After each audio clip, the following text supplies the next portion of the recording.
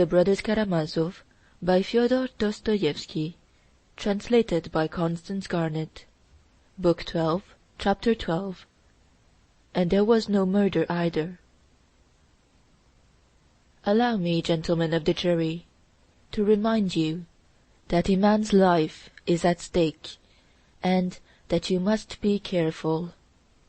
We have heard the prosecutor himself admit that until today he hesitated to accuse the prisoner of a full and conscious premeditation of the crime.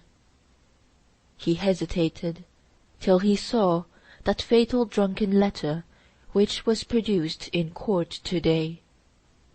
All was done and written, but I repeat again, he was running to her, to seek her, solely to find out where she was. That's a fact that can't be disputed. Had she been at home, he would not have run away, but would have remained at her side, and so would not have done what he promised in the letter. He ran unexpectedly and accidentally, and by that time, very likely, he did not even remember his drunken letter. He snatched up the pestle, they say, and you will remember how a whole edifice of psychology was built on that pestle. Why he was bound to look at that pestle as a weapon, to snatch it up, and so on, and so on. A very commonplace idea occurs to me at this point.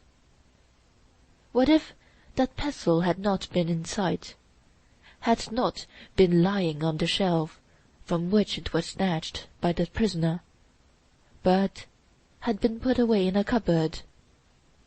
It would not have caught the prisoner's eye, and he would have run away without a weapon, with empty hands, and then he would certainly not have killed anyone.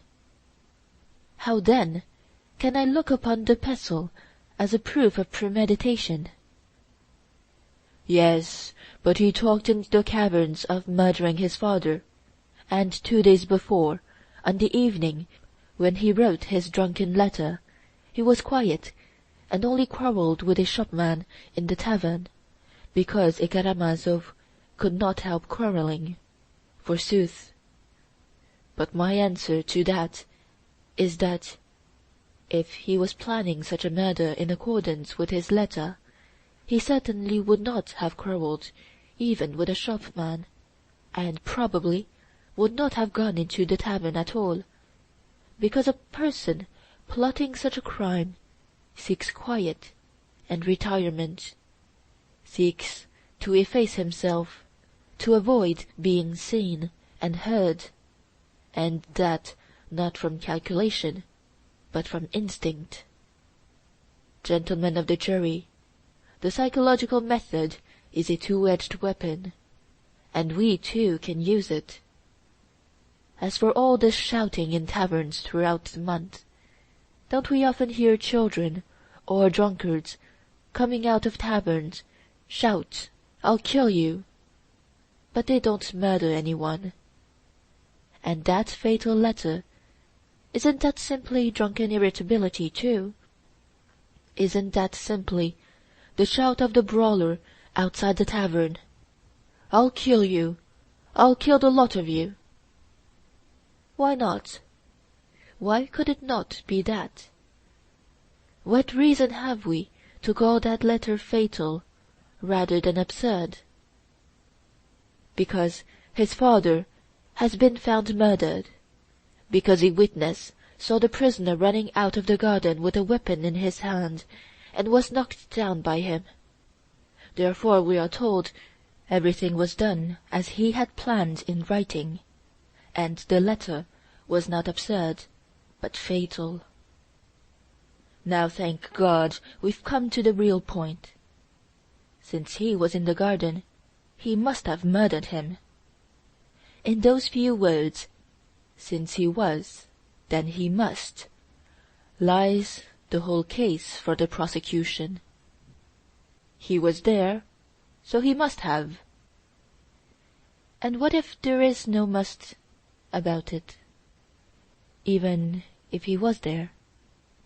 Oh, I admit that the chain of evidence, the coincidences, are really suggestive. But examine all these facts separately, regardless of their connection. Why, for instance, does the prosecution refuse to admit the truth of the prisoner's statement that he ran away from his father's window? Remember the sarcasms in which the prosecutor indulged at the expense of the respectful and pious statements which suddenly came over the murderer. But what if there were something of the sort, a feeling of religious awe, if not of filial respect? My mother must have been praying for me at that moment, were the prisoner's words at the preliminary inquiry, and so he ran away as soon as he convinced himself that Madame Sviatlov was not in his father's house. But he could not convince himself by looking through the window, the prosecutor objects. But why couldn't he? Why? The window opened at the signals given by the prisoner. Some word might have been uttered by Fyodor Pavlovitch, some exclamation which showed the prisoner that she was not there. Why should we assume everything as we imagine it, as we make up our minds to imagine it? 1,000 things may happen in reality which elude the subtlest imagination. Yes, but Grigory saw the door open, and so the prisoner certainly was in the house.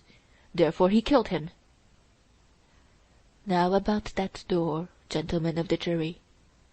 Observe that we have only the statement of one witness as to that door, and he was at the time in such a condition that, but supposing the door was open, supposing the prisoner has lied in denying it, from an instinct of self-defense, natural in his position, supposing he did go into the house, well, what then?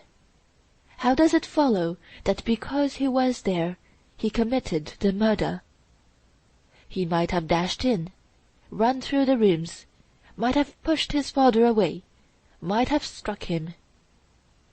But as soon as he had made sure Madame Sviatlov was not there, he may have run away, rejoicing that she was not there, and that he had not killed his father.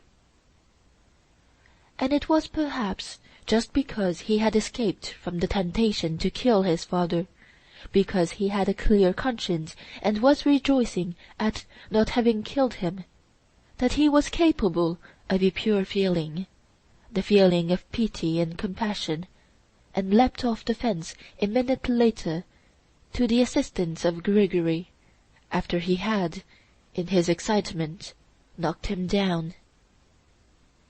With terrible eloquence, the prosecutor has described to us the dreadful state of the prisoner's mind at Mokroe, when love again lay before him, calling him to new life.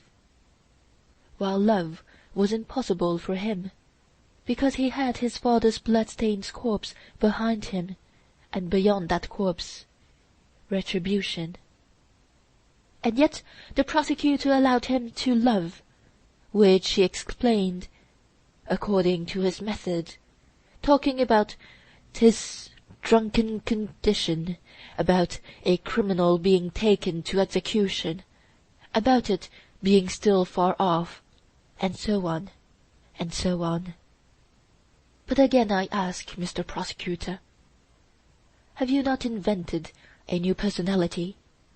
Is the prisoner so coarse and heartless as to be able to think at that moment of love and of dodges to escape punishment, if his hands were really stained with his father's blood? No, no, no. As soon as it was made plain to him that she loved him, and called him to her side, promising him new happiness, oh, then, I protest, he must have felt the impulse to suicide doubled, trebled, and must have killed himself, if he had his father's murder on his conscience. Oh no, he would not have forgotten where his pistols lay. I know the prisoner. The savage, stony heartlessness ascribed to him by the prosecutor is inconsistent with his character. He would have killed himself, that's certain. He did not kill himself just because his mother's prayers saved him. And he was innocent of his father's blood. He was troubled, he was grieving that night at Mokroe only about old Grigory, and praying to God that the old man would recover, that his blow had not been fatal, and that he would not have to suffer for it. Why not accept such an interpretation of the facts? What trustworthy proof have we that the prisoner is lying? But we shall be told at once again, there is his father's corpse. If he ran away without murdering him, who did murder him? Here, I repeat, you have the whole logic of the prosecution. Who murdered him, if not he? There's no one to put in his place. Gentlemen of the jury, is that really so? Is it positively, actually sure that there is no one else at all? We've heard the prosecutor count on his fingers all the persons who were in that house that night. They were 5 in number. 3 of them, I agree, could not have been responsible: the murdered man himself, old Grigory, and his wife. There are left, then, the prisoner and Smerdyakov, and the prosecutor dramatically exclaims that the prisoner pointed to Smerdyakov because he had no one else to fix on, that had there been a 6th person, even a phantom of a 6th person, he would have abandoned the charge against Smerdyakov at once in shame, and have accused the other. But, gentlemen of the jury, why may I not draw the very opposite conclusion? There are 2 persons, the prisoner and Smerdyakov.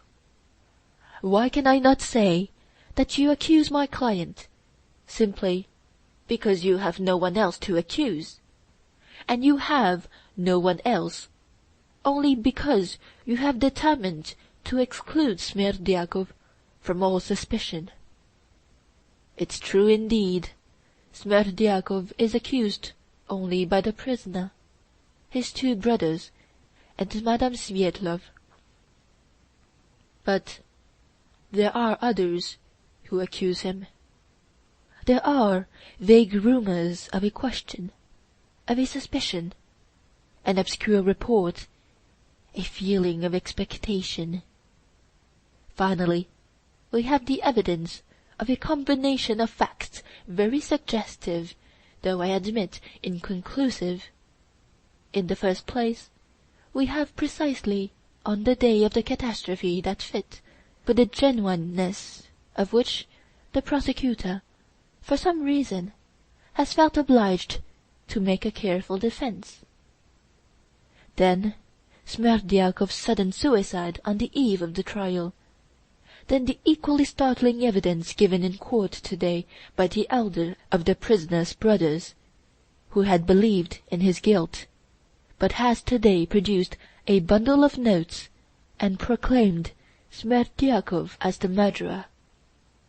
Oh, I fully share the court's and the prosecutor's conviction that Ivan Karamazov is suffering from brain fever, that his statement may really be a desperate effort, planned in delirium, to save his brother by throwing the guilt on the dead man.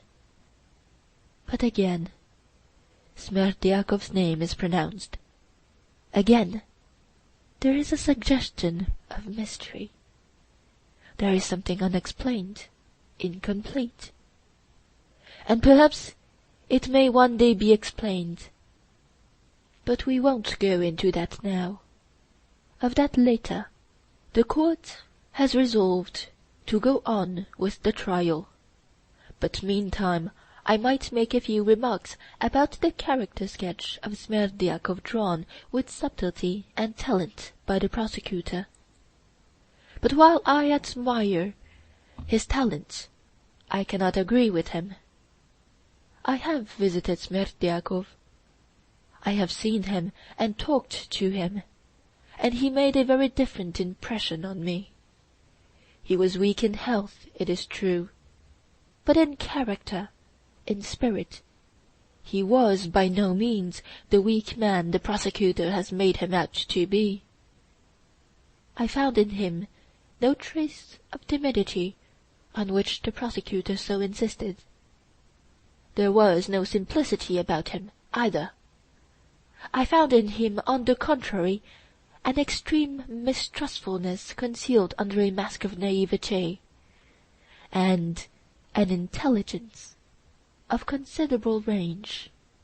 The prosecutor was too simple in taking him for weak-minded. He made a very definite impression on me.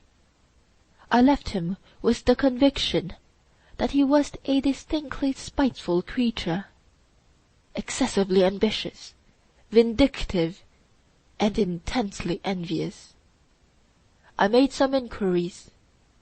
He resented his parentage, was ashamed of it, and would clench his teeth when he remembered that he was the son of stinking Lizaveta. He was disrespectful to the servant Grigory and his wife, who had cared for him in his childhood. He cursed and jeered at Russia. He dreamed of going to France and becoming a Frenchman. He used often to say that he hadn't the means to do so. I fancy he loved no one but himself, and had a strange high opinion of himself. His conception of culture was limited to good clothes, clean shirt-fronts, and polished boots. Believing himself to be the illegitimate son of Fyodor Pavlovitch, there is evidence of this, he might well have resented his position, compared with that of his master's legitimate sons. They had everything, he nothing. They had all the rights, they had the inheritance, while he was only the cook.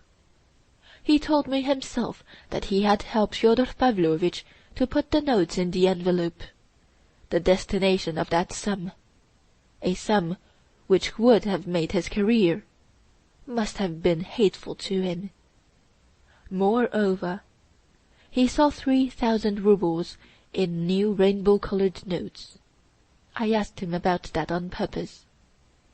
Oh, beware of showing an ambitious and envious man a large sum of money at once. And it was the first time he had seen so much money in the hands of one man. The sight of the rainbow-coloured notes may have made a morbid impression on his imagination, but with no immediate results. The talented prosecutor, with extraordinary subtlety, sketched for us all the arguments for and against the hypothesis of Smerdyakov's guilt, and asked us in particular what motive he had in feigning a fit. But he may not have been feigning at all. The fit may have happened quite naturally, but it may have passed off quite naturally, and the sick man may have recovered, not completely perhaps, but still regaining consciousness, as happens with epileptics. The prosecutor asks, at what moment could Smerdyakov have committed the murder? But it is very easy to point out that moment.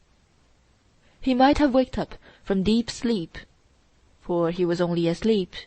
An epileptic fit is always followed by a deep sleep. At that moment, when the old Grigory shouted at the top of his voice, "Parricide!"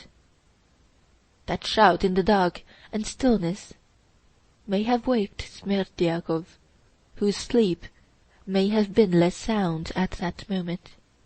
He might naturally have waked up an hour before. Getting out of bed, he goes almost unconsciously and with no definite motive towards the sound to see what's the matter. His head is still clouded with the attack. His faculties are half asleep. But once in the garden, he walks to the lighted windows, and he hears terrible news from his master, who would be, of course, glad to see him. His mind sets to work at once. He hears all the details from his frightened master, and gradually, in his disordered brain, there shapes itself an idea. Terrible, but seductive, and irresistibly logical. To kill the old man, take the 3,000, and throw all the blame on to his young master. A terrible lust of money, of booty, might seize upon him as he realized his security from detection. Oh, these sudden and irresistible impulses come so often when there is a favourable opportunity, and especially with murderers, who have had no idea of committing a murder beforehand. And Smerdyakov may have gone in and carried out his plan. With what weapon? Why, with any stone picked up in the garden. But what for? With what object? Why, the 3,000, which means a career for him. Oh, I am not contradicting myself. The money may have existed, and perhaps Smerdyakov alone knew where to find it, where his master kept it, and the covering of the money, the torn envelope on the floor.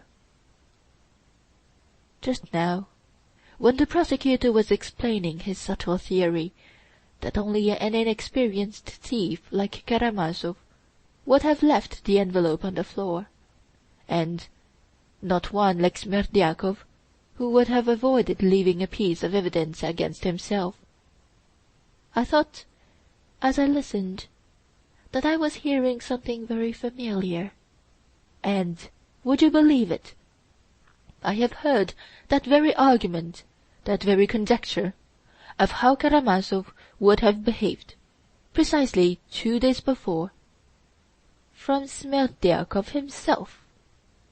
What's more, it struck me at the time.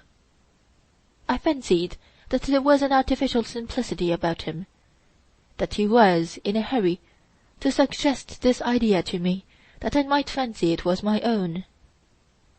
He insinuated it, as it were. Did he not insinuate the same idea at the inquiry, and suggest it to the talented prosecutor? I shall be asked, what about the old woman, Grigory's wife? She heard the sick man moaning close by all night. Yes, she heard it, but that evidence is extremely unreliable. I knew a lady who complained bitterly that she had been kept awake all night by a dog in the yard. Yet the poor beast, it appeared, had only yelped once or twice in the night, and that's natural. If anyone is asleep and hears a groan, he wakes up, annoyed at being waked, but instantly falls asleep again. 2 hours later, again a groan, he wakes up and falls asleep again, and the same thing again 2 hours later, 3 times altogether in the night. Next morning the sleeper wakes up and complains that someone has been groaning all night and keeping him awake. And it is bound to seem so to him. The intervals of 2 hours of sleep he does not remember. He only remembers the moment of waking. So he feels he has been waked up all night. But why? Why, asked the prosecutor, did not Smerdyakov confess in his last letter? Why did his conscience prompt him to one step and not to both? But excuse me, my conscience implies penitence, and the suicide may not have felt penitence, but only despair. Despair and penitence are two very different things. Despair may be vindictive and irreconcilable, and the suicide, laying his hands on himself, may well have felt redoubled hatred for those whom he had envied all his life. Gentlemen of the jury, beware of a miscarriage of justice. What is there unlikely in all I have put before you just now? Find the error in my reasoning. Find the impossibility, the absurdity. And if there is but a shade of possibility, but a shade of probability in my propositions, do not condemn him. And is there only a shade? I swear by all that is sacred, I fully believe in the explanation of the murder I have just put forward. What troubles me and makes me indignant is that of all the mass of facts heaped up by the prosecution against the prisoner, there is not a single one certain and irrefutable, and yet the unhappy man is to be ruined by the accumulation of these facts. Yes, the accumulated effect is awful. The blood dripping from his fingers, the blood-stained shirt, the dark night resounding with the shout "Parricide," and the old man falling with a broken head. And then the mass of phrases, statements, gestures, shouts. Oh, this has so much influence. It can so bias the mind. But, gentlemen of the jury, can it bias your minds? Remember, you have been given absolute power to bind and to loose. But the greater the power, the more terrible its responsibility. I do not draw back one iota from what I have said just now. But suppose for one moment I agreed with the prosecution that my luckless client had stained his hands with his father's blood. This is only hypothesis, I repeat. I never for one instant doubt of his innocence. But so be it. I assume that my client is guilty of parricide. Even so, hear what I have to say. I have it in my heart to say something more to you, for I feel that there must be a great conflict in your hearts and minds. Forgive my referring to your hearts and minds, gentlemen of the jury, but I want to be truthful and sincere to the end. Let us all be sincere. At this point the speech was interrupted by rather loud applause.